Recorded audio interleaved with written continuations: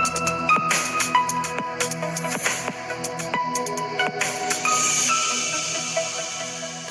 Guys, KT സ്റ്റുഡൻസിനോടാണ്. ഇവിടെ നിങ്ങൾ ഈ കണ്ടത് S1 പരീക്ഷയ്ക്ക് ഞങ്ങൾ തന്നെ ഡയറക്റ്റ് പോയി എടുത്ത റിവ്യൂവിൽ വിദ്യാർത്ഥികൾ പറയുന്ന ATP എക്സാമിനെ കുറിച്ചാണ്, അൽഗോരിതമിക് തിങ്കിങ് വിത്ത് പൈത്തൺ.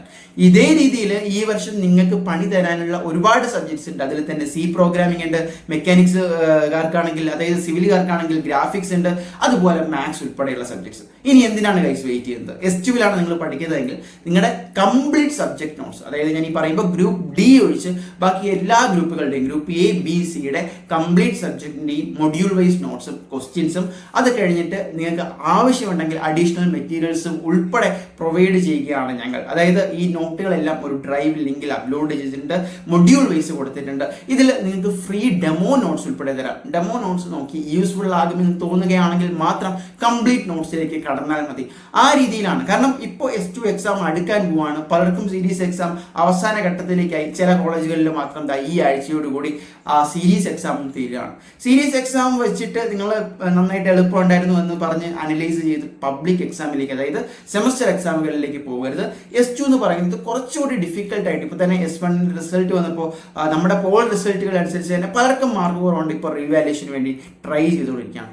ആ രീതിയിൽ 1 മാർക്കിനും 2 മാർക്കിനും ചെറിയ മാർജിനും ഒക്കെ നിങ്ങൾക്ക് ഇഷ്ടപ്പെട്ട അല്ലെങ്കിൽ അർഹതയുള്ള ഗ്രേഡുകൾ നഷ്ടമായാൽ അത് ബാധിക്കുന്നത് നിങ്ങളെ തന്നെയാണ്, നിങ്ങളുടെ CGP ആണ്, നിങ്ങളുടെ കരിയറിന് തന്നെയാണ്. സോ അങ്ങനെ വരാതിരിക്കാൻ ഇപ്പോൾ തന്നെ കൃത്യമായിട്ടുള്ള സെമസ്റ്റർ ഓറിയന്റഡ് സ്റ്റഡി മെറ്റീരിയൽസ് വെച്ച് പഠിച്ചു തുടങ്ങുക എന്നുള്ളതാണ്. കാരണം ഇനി സമയമില്ല, ഇപ്പോൾ സ്റ്റാർട്ട് ചെയ്യണമെങ്കിൽ this is the last reminder. So നമ്മുടെ നോട്ട്സ് എടുത്തുകൊണ്ട് തീർച്ചയായിട്ടും സിലബസ് കൊടുത്തിട്ടുണ്ട്. ആ സിലബസ് നോക്കിയിട്ട് ഏതൊക്കെയാണ് മെയിൻ പോർഷൻ എന്ന് നോക്കുക. ആ മെയിൻ പോർഷൻ്റെ നോട്ട് പോയി റെഫർ ചെയ്യുക. ഇനി അതിൽ എന്തെങ്കിലും ഡൗട്ട് ഉണ്ടെങ്കിൽ അഡീഷണൽ ക്വസ്റ്റ്യൻസ് ചെയ്യുക. അതല്ലെങ്കിൽ അഡീഷണൽ സപ്പോർട്ടിന് ChatGPT ഉൾപ്പെടെയുണ്ട്.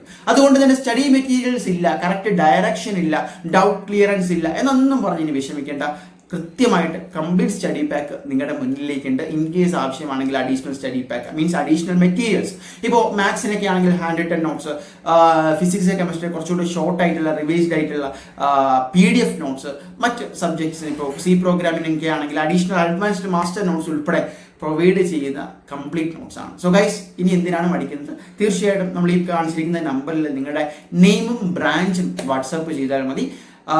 എന്തെങ്കിലും സംശയം ഉണ്ടെങ്കിൽ നമുക്ക് ഇൻസ്റ്റാഗ്രാമിലൂടെയും ഈ ഒരു നമ്പറിലൂടെയും ഡൗട്ടുകൾ ക്ലിയർ ചെയ്തിട്ട് നോട്ട്സിലേക്ക് കടന്നാലും മതി. മറ്റൊരു വീഡിയോ ആയിട്ട് കാണാം. നിങ്ങളുടെ മാക്സിമം KT ഫ്രണ്ട്സിലേക്ക് S2 വിദ്യാർത്ഥികളിലേക്ക് ഷെയർ ചെയ്യാൻ മടിക്കരുത്.